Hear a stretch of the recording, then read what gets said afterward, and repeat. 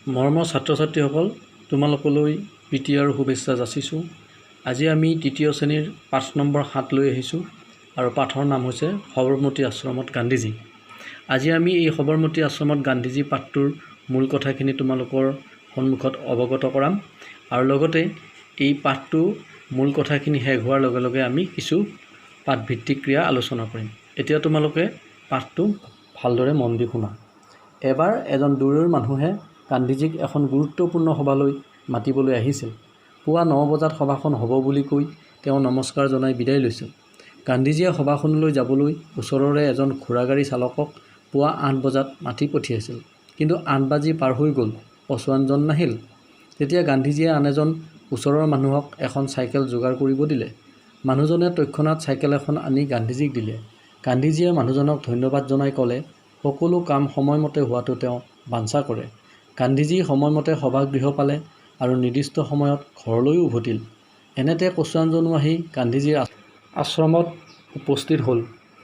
তেতিয়া তেওঁ আহিয়েই গান্ধীজীক ক্ষমা খুজিলে আৰু ক'লে যে তেওঁ এজন ৰোগীয়া মানুহক হস্পিটাললৈ নিবলগীয়া হোৱাৰ বাবে তেওঁৰ পলম হ'ল। তেতিয়া গান্ধীজীয়ে তেওঁক ক্ষমাটো কৰিলেই লগতে ক'লে যে তুমি ৰোগীক সহায় কৰি মহান কাম কৰিলা। মৰমৰ ছাত্ৰ ছাত্ৰীসকল, এইখিনি হ'ল পাঠটোৰ মূল কথা।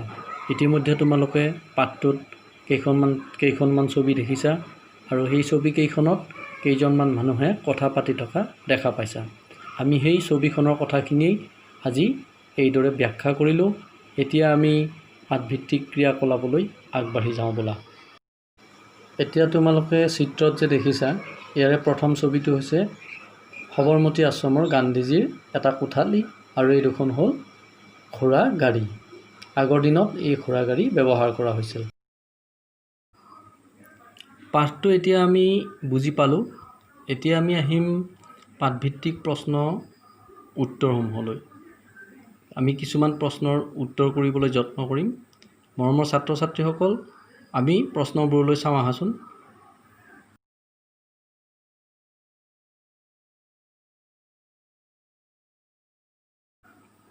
এক নম্বৰ প্ৰশ্নটো হৈছে, গান্ধীজীয়ে ঘোঁৰাগাড়ীখন কেই বজাত আনিবলৈ কৈছিল?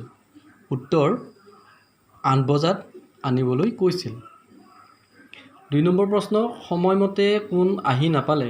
উত্তৰ, ঘোঁৰাগাড়ী চালক বা পছোৱানজন সময়মতে আহি নাপালে। 3 নম্বৰ প্ৰশ্নটো হৈছে, সময়ৰ কাম সময়মতে হোৱাটো মই বাঞ্ছা কৰোঁ। কথাষাৰ কোনে কৈছিল? উত্তৰ, কথাষাৰ গান্ধীজীয়ে কৈছিল। এইবাৰ আমি 4 নম্বৰ প্ৰশ্নটোলৈ আহিছোঁ। গান্ধীজীয়ে সময়মতে চাইকেল চলাই সভাস্থলী পালেনে? উত্তৰ, গান্ধীজীয়ে সময়মতেই সভাস্থলী পালে। মোক ক্ষমা কৰক বুলি পছোৱানজনে কাক আৰু কিয় কৈছিল? উত্তৰ, গান্ধীজীক কৈছিল, কাৰণ তেওঁ সময়মতে গান্ধীজীৰ ওচৰলৈ আহিব নোৱাৰিলে। প্ৰশ্ন নম্বৰ 6, গান্ধীজীয়ে পছোৱানজনক মহৎ কাম কৰিলে বুলি কিয় কৈছিল? উত্তৰ, কাৰণ পছোৱানজনে এজন ৰোগীয়া মানুহক হস্পিটাললৈ নিছিল। এইবাৰ আমি কোনটো শুদ্ধ কওঁ আহাচোন। ৰোগীক চিকিৎসা কৰা ঠাই, থানা, হস্পিটাল। তোমালোক সকলোৱে জানা ৰোগীক চিকিৎসা কৰা ঠাইখনৰ নাম হৈছে হস্পিটাল। গতিকে উত্তৰটো হৈছে হস্পিটাল।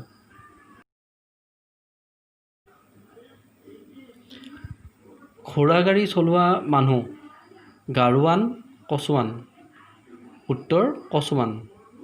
ঘোঁৰাগাড়ী চলোৱা মানুহজনক কচোৱান বুলি কয়।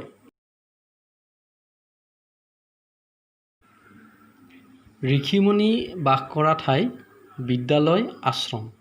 তোমালোক সকলোৱে জানা আমি বিদ্যালয়ত পঢ়োঁ যিহেতু আমি ছাত্ৰ ছাত্ৰী, গতিকে ঋষিমুনি বাস কৰা ঠাইখনৰ নাম আশ্ৰম।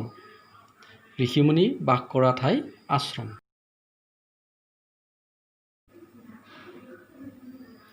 সভাত উপস্থিত থকা লোক, সভাসদ, সমাজকৰ্মী। সভাত উপস্থিত থকা লোকক সভাসদ বুলি কোৱা হয়। সমাজকৰ্মী হ'ল সমাজৰ হকে কাম কৰা লোক। গতিকে আমি জানিলোঁ সভাত উপস্থিত থকা লোকসমূহৰ নাম সভাসদ। এইবাৰ আহিছোঁ সভাত বক্তৃতা দিয়া লোক, গায়ক, বক্তা। সভাত বক্তৃতা দিয়া লোক কক বক্তা বুলি কোৱা হয় আৰু যিয়ে গান গায় সেইজনক গায়ক বুলি কোৱা হয়।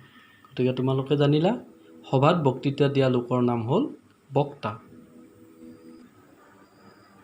এইবাৰ আমি আলোচনা কৰিম কেইটামান শব্দৰ অৰ্থ সম্পৰ্কে। এতিয়া শব্দকেইটালৈ মন কৰা। লাঞ্ছিত, লাঞ্ছিত মানে হ'ল লাজ পোৱা। বাঞ্ছা, বাঞ্ছা মানে হৈছে ইচ্ছা। ভাস্কৰ, ভাস্কৰ মানে হৈছে সূৰ্য। খদ্দৰ, খদ্দৰ মানে হৈছে কপাহী কাপোৰ।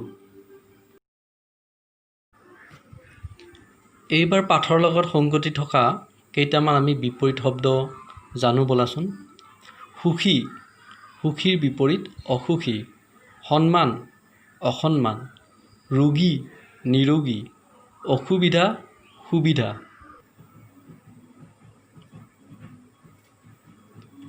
মৰমৰ ছাত্ৰ ছাত্ৰীসকল, আজিলৈ আমাৰ পাঠ ইমানতে সামৰণি মাৰিছোঁ। পুনৰ তোমালোকলৈ প্ৰীতি আৰু শুভেচ্ছা যাচিলোঁ আৰু আগৰ পাঠসমূহলৈ তোমালোকক স্বাগতম জনালোঁ। নমস্কাৰ।